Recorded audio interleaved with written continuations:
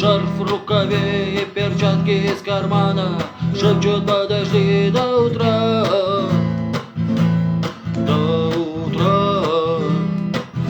Но странный стук зовет в дорогу. Может, сердце, может, стук в дверь. И когда я обернусь на пороге, я скажу одно лишь слово: верь.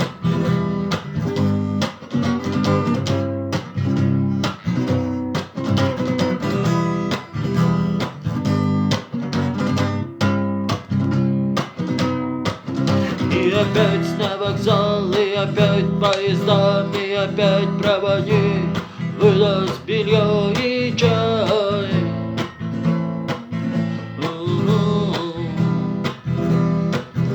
И опять не уснул, и опять сквозь грохот колес мне послышится слово: прощай.